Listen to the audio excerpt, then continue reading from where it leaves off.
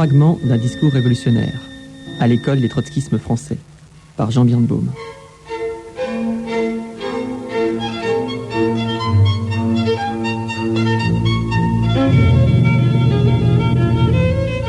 Aujourd'hui, travailleurs sous l'uniforme, internationalistes jusqu'au bout.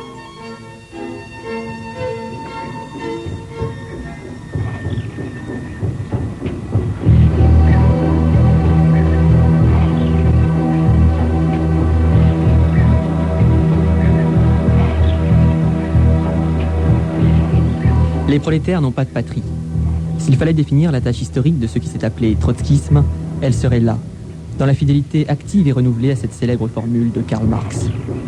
Les prolétaires n'ont pas de patrie, n'en déplaise aux maîtres du Kremlin, dont la théorie sacrilège du socialisme dans un seul pays annonce dès l'origine la prolifération du poison chauvin dans l'ensemble des partis communistes.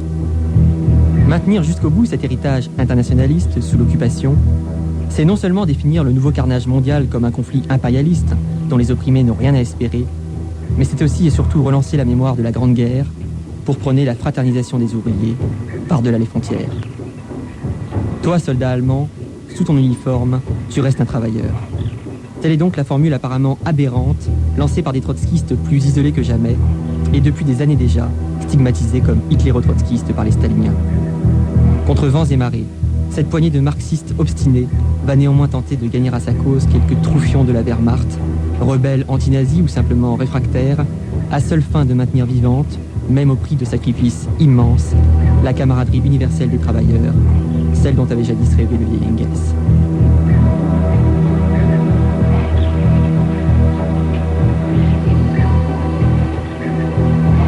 Cofondateur de la FNAC après-guerre, André Hessel s'est engagé politiquement au lendemain des émeutes ligueuses du 6 février 1934. André Hessel. Nous avons constitué une organisation clandestine dès l'occupation allemande. Et j'ai été maintenu dans l'armée de l'armistice, qui s'est poursuivie jusqu'en 1941, et étant troufion, sous l'uniforme de soldat, je me baladais avec des tracts de l'organisation. J'allais dans les différentes villes de la zone sud, puisque elle était bouclée à cette époque-là, pour reconstituer des groupes trotskistes qui étaient, alors on prenait des formes différentes. C'était tantôt des groupes d'éducation politique, des groupes d'éducation marxiste, clandestins naturellement, pour toujours essayer de répandre nos idées. Et alors, l'autre branche avait comme but de travailler les soldats allemands. D'ailleurs, le titre du journal qu'on éditait est clair, ça s'appelait Arbeiter und Soldat, travailleurs et soldats. Et on leur expliquait qu'ils étaient des travailleurs, qui ne devaient pas être les ennemis des ouvriers français, mais s'unir dans la lutte antifasciste, etc.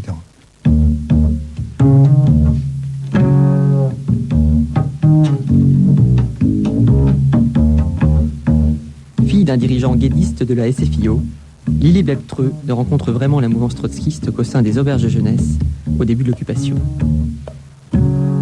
Mais vous savez, ça a été de grandes hésitations dans le mouvement trotskiste. De très grandes hésitations. A priori, cette résistance, les éléments qui la composaient étaient très loin de nous. Bien.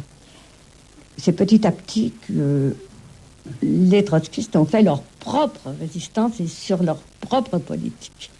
Une politique qui a été très difficile à maintenir parce que essayer de convaincre les soldats allemands de déserter et de leur rappeler qu'ils restent des travailleurs sous l'uniforme, c'est pas...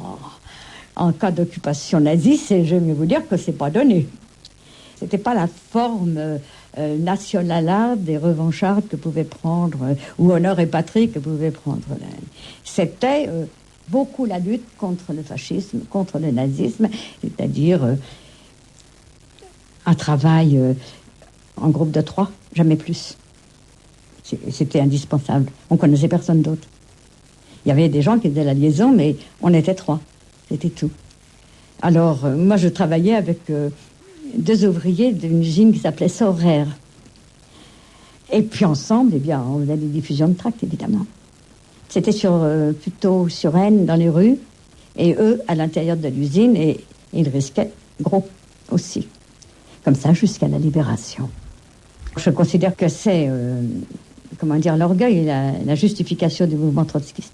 Il pouvait rester une rencontre entre les... je ne vais pas prendre le prolétariat, c'est un grand mot, mais quand même entre les prolétaires des différents pays, et pas seulement les prolétaires, les intellectuels, les travailleurs des différents pays. Au-delà, au-dessus, devait se trouver une solidarité.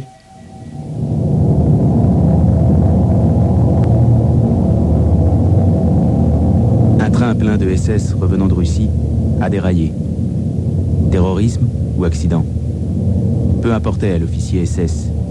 Il avait besoin de se venger et fit coller au mur les cheminots français qui accouraient. Il envoya chercher tous les hommes que l'on put trouver dans le village et les fit fusiller. Que faisaient quelques vies humaines à ce tueur professionnel accoutumé à des hécatombes d'ouvriers? Mais il n'avait pas compté que, en dépit de 5 années de guerre, l'ouvrier allemand n'avait pas encore perdu son bon sens et qu'il y avait encore en lui de la solidarité. Des cheminots allemands aidèrent de nombreux Français à s'enfuir et leur sauvèrent ainsi la vie. Par leur comportement courageux, les cheminots allemands ont montré que les travailleurs ne connaissaient pas la haine nationale et que leur solidarité ne connaissait pas de frontières. Quand tous les travailleurs auront enfin compris et quand ils auront le courage d'agir selon leurs convictions, les officiers pourront toujours commander feu. Les travailleurs, avec ou sans uniforme, se tiendront la main et marcheront ensemble contre l'ennemi commun. Arbeiter und Soldat, mai 44. Ayant obtenu une bourse grâce à une loi votée par le Front populaire, Wang Dong-tri débarque à Marseille en octobre 1937. Moins d'un an plus tard, ce jeune et brillant ingénieur venu d'Indochine rencontre les trotskistes. Il les rejoint peu avant la guerre. Wang Dong-tri. Pourquoi les Staliniens nous ont appelés idéologiques? C'est en 1943. Ce que je fais comme travail, comme État, c'est au lieu de tuer les Allemands, surtout les Allemands qui se promènent, essayer de les ramener vers nous. Et comme ça, j'ai sauvé, j'ai gardé chez moi pendant plusieurs semaines un déserteur allemand. Un déserteur, un garçon de 18 ans. Il m'a raconté l'histoire. Là. Et des camarades qui ont voulu former un bataillon de déserteurs allemands. Alors que les staliniens, ils ont dit ceci, à chaque Français son boche. Il y a d'Allemands bons que des Allemands morts. Et quand j'ai gardé chez moi pendant des semaines l'Allemand déserteur, là, il s'appelle Armin Toffner. 44 Lindenstraße à Erfurt. Vous vous rendez compte? Depuis, j'ai pas noté ça, et je me souviens toujours. Voilà, lui, il m'a dit ceci. Pourquoi il l'a déserté? Il m'a expliqué. À cette époque, je parlais un peu allemand. Et puis, j'avais un dictionnaire. Voilà, il dit ceci. En réalité, son père et son frère sont morts tous les deux sur le plus. Et sa mère, lui dit, fous le camp. Avec 35 de ses copains, ils ont filé. Je vous assure. D'abord, je n'avais pas assez à manger moi-même. Doué en allemand qui mesure 1m80 passé, costaud. Comment faire? Il faut lui chercher une chemise, il faut... La chose que je n'ai pas pu trouver, c'est les chaussures. Parce qu'il a apporté une 44, il ne pouvait pas... Et surtout vivre dans un hôtel. Un hôtel de passe. Il y a toujours la police et descend pour les problèmes de prostitution. Mais un risque formidable. Voilà, il a dit ceci. Dans les casernements allemands, les officiers allemands, ils ont affiché sur le mur les journaux de la résistance française. Traduits. Et surtout les journaux du Parti communiste. Il y a de bons Allemands, des Allemands morts. À chaque Français son boche. Donc les salauds des Staliniens, ils ont prolongé la guerre. Parce que nous, avec nos camarades, on a dit ceci, nos vrais ennemis sont les nazis. Et il y a des nazis français, des miliciens. Ils étaient pires que la Gestapo. Et le problème, c'est au lieu de tuer un pauvre Allemand qui se promène, hein, essayer de faire, si c'est possible, un ami. Parce que parmi les Allemands, il y a des communistes, il y a des socialistes, il y a des gens de gauche. Tandis qu'à cette époque-là, le mot d'ordre, à chaque Français son boche. Futur historien du mouvement communiste et fameux biographe de Trotsky, Pierre Brouet commence par militer dans l'organisation de jeunesse du Parti communiste français. Pierre Brouet. que je suis entré dans la résistance très jeune. J'étais un partisan de la lutte armée. Bon, je suis ensuite entré aux étudiants communistes. Et ce problème ne se posait pas. Et il s'est tout d'un coup posé brutalement avec ce que les pseudo-historiens appellent la fraternisation, c'est-à-dire, fallait-il ou non faire de la propagande dans les actions des soldats allemands. Et moi, qui n'avais qu'une formation très éclectique, pas sérieuse, je pensais que c'était absolument impossible de ne pas chercher à gagner les soldats allemands. Et avec mes copains d'Henri IV, on m'a repéré un endroit où il y avait une caserne dans laquelle on pouvait diffuser facilement par en haut et se tirer ensuite. J'ai donc proposé qu'on fasse une distribution de frags dans cette caserne. Refusé. On n'a pas la réponse était, on n'a pas les moyens de rédiger en allemand. Très bien. Alors, nous, on le fera parce qu'on a déjà un liste. Alors, on ne veut pas parce que c'est trop compliqué. Je dis, enfin, écoutez, on assume tout. Réponse, vous êtes des trotskistes. Ah, première nouvelle. Bien que j'ai dirigé la manif de mai 44 sur le Boulmiche, j'ai été limogé. Et c'est à ce moment-là que j'ai rencontré les trotskistes, qui m'ont dit de foutre le camp tout de suite, parce que, étant donné ce que je savais, le PC ne tarderait pas à me faire la peau, ou faire la peau par les Allemands.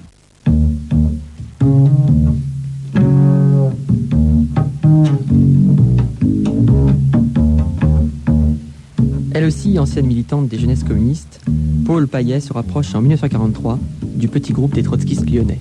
Paul Payet. Notre cellule faisait un journal sur la pure base du trotskisme, à savoir les Allemands ne sont pas si méchants que ça, tuer des Allemands dans la rue, ça veut rien dire, c'est Hitler qu'il faut, etc. Le souvenir que j'en ai gardé, moi, c'était les difficultés pour éditer ce journal. Alors, éditer ce journal, ça voulait dire avoir du papier.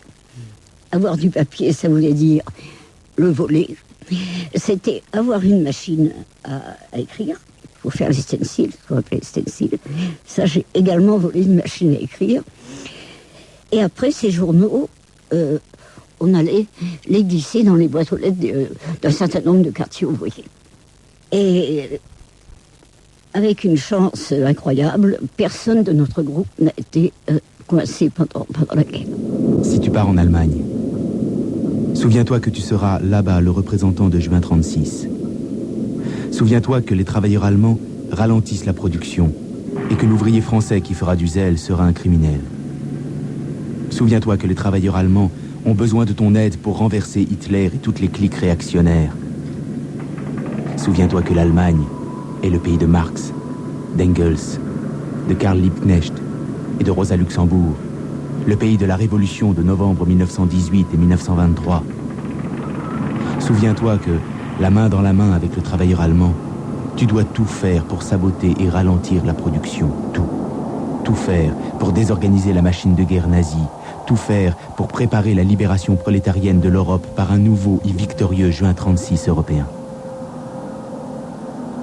La vérité, octobre 1942.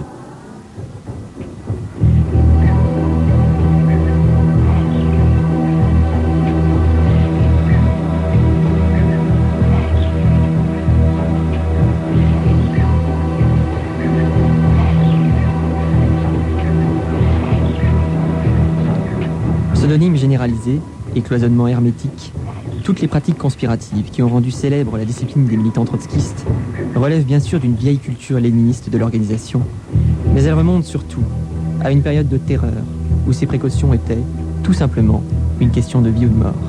Pierre Brouet. C'était la discipline, les gars avaient la trouille et il fallait pas se découvrir, comme on disait, etc. Par exemple, le journal, on le vendait pas. On le semait dans la rue. J'étais un peu vulgaire. Je disais, on le chie, j'en ai marre de chier ce journal qui est très bien.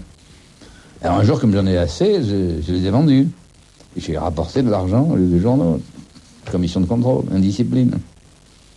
C'était ultra conspiratif à un point qui laisse loin derrière les gens de la lutte ouvrière des pires moments. C'était comme ça. J'étais un militant très indiscipliné. Et pour une raison très simple, c'est que je sortais de la résistance, du maquis, de la lutte armée, d'un truc où j'avais eu des initiatives, etc., où je m'étais révolté contre le PC qui nous brimait, qui nous bridait, qui nous épuisait, et je trouvais des gens qui étaient complètement bouchés à l'aimerie.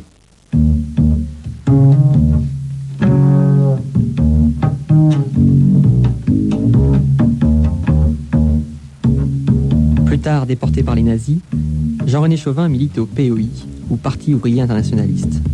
Arrêté une première fois en août 1942, il s'évade et se replie temporairement à Nantes, rejoignant des militants comme Paul Videlin ou Robert Truot, qui diffusent le journal Arbeiter und Soldat. Jean-René Chauvin.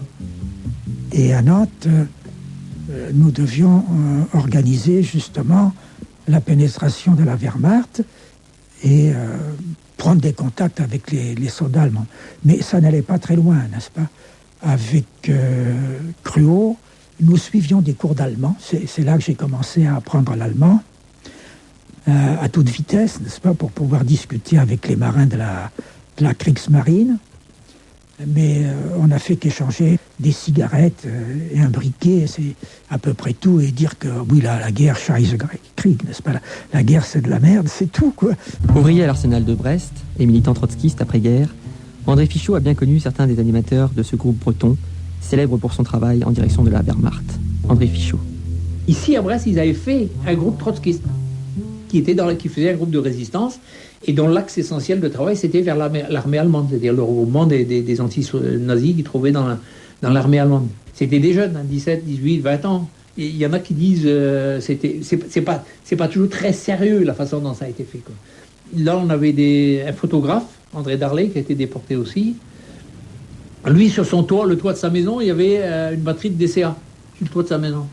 Donc il allait voir le pot et les Allemands, discuter avec eux. Il les a embarqués là-dedans, quoi, dans ce groupe. Ils étaient anti-nazis. Et c'était peut-être des ouvriers qui avaient connu le Parti communiste en Allemagne, etc. Et qui ont trouvé ce moyen de se regrouper entre eux.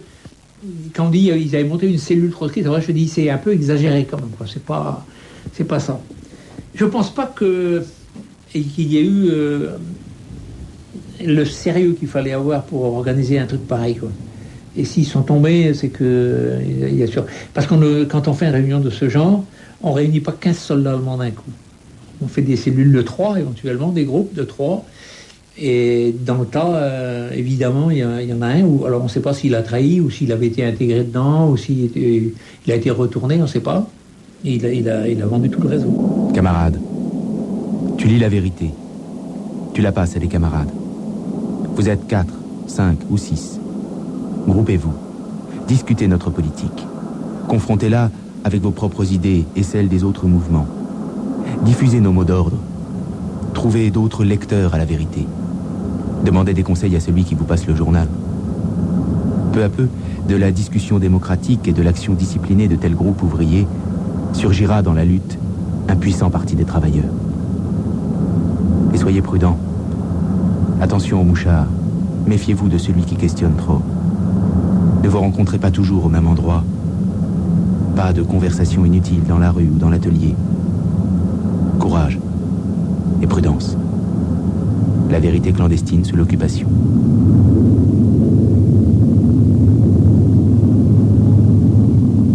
Plus tard, ouvrière chez Caudron Renault, Simone Minguet est gagnée au trotskisme par un étudiant de la Sorbonne à l'été 1941.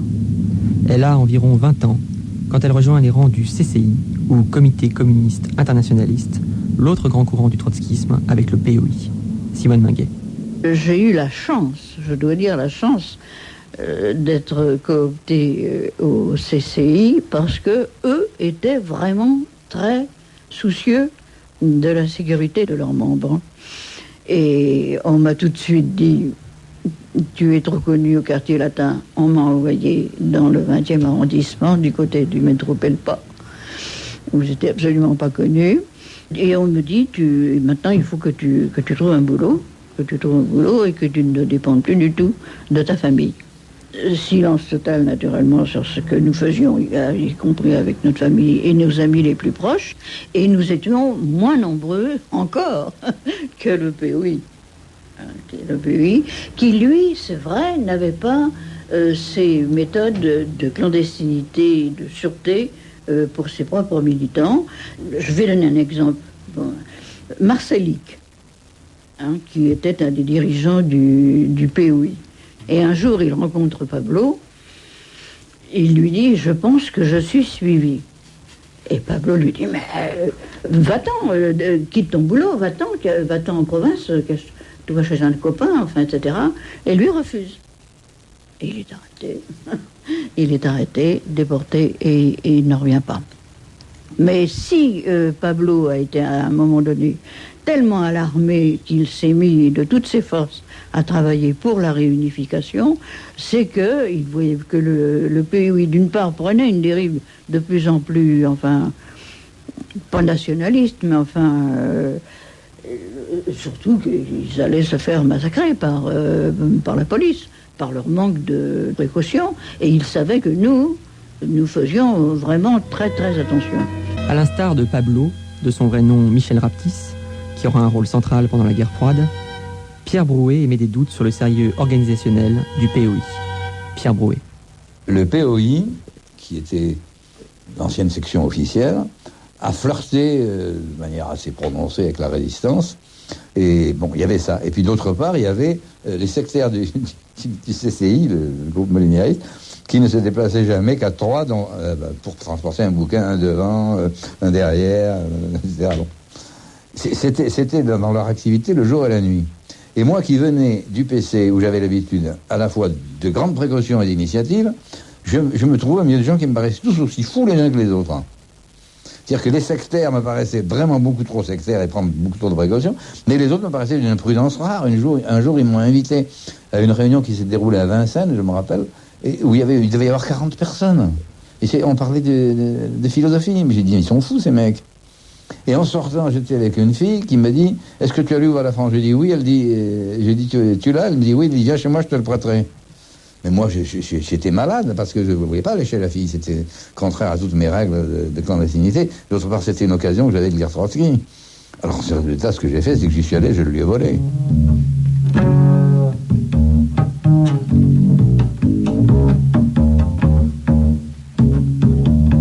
Lui aussi proche du CCI, Michel Lequesne rencontre les trotskistes au sein des auberges de la jeunesse. Il est ensuite mis au parfum de la clandestinité par Henri Molinier. Michel Lequesne.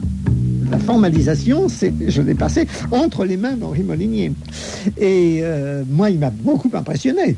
On était tous plus ou moins sanglés de cuir. Et on se prenait tous pour des bolcheviks, ça c'est clair. Mais pour moi, c'était la première fois que je rencontrais un révolutionnaire. Parce que lui, c'était pas du baratin. Et il m'a averti des risques. Bon, moi, j'étais prêt à les prendre tous. Disant, c'est la guerre, de toute façon, on peut être tué au coin de la rue par accident. Bon, il n'y avait pas de question, mais me donnant toutes les précautions, moi, je gribouillais, je tenais un journal, etc. Plus de journal, pas de carnet d'adresse, n'est-ce pas, tout ça. La rigueur. Là, c'était rigoureux.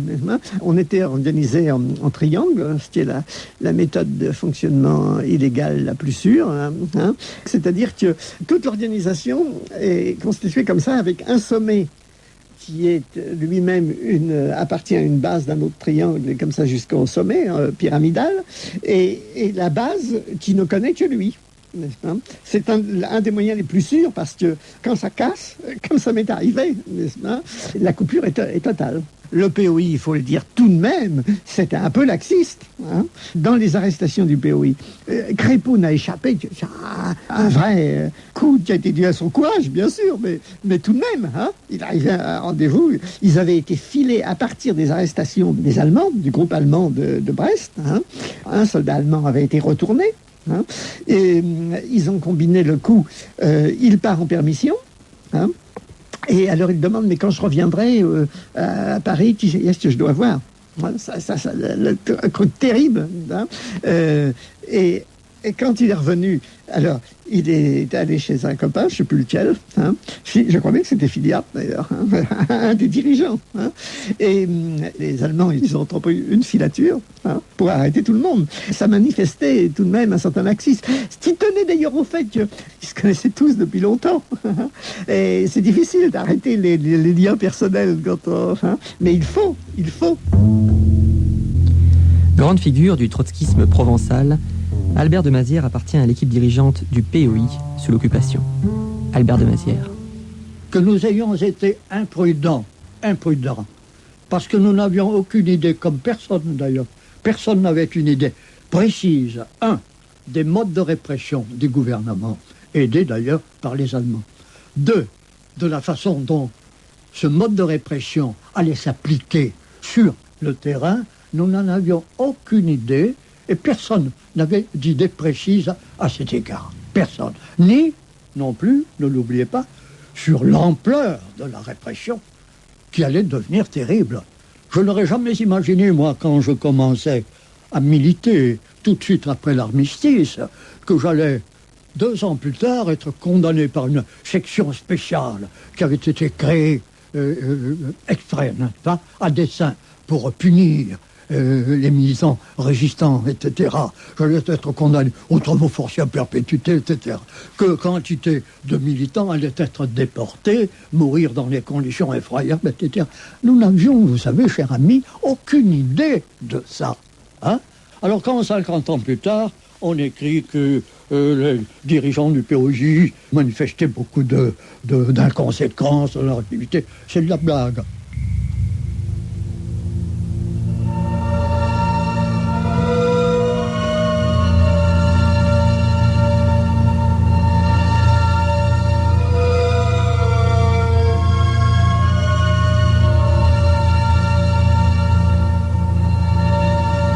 Fragment d'un discours révolutionnaire à l'école des trotskismes français. Texte lu par Benoît Schwartz. Équipe de réalisation Frédéric Quéroux, Éric Villenfin, Rémi Fessard et Brigitte Bouvier. Préparé par Myriam Ankawa, une émission de Jean Birnbaum.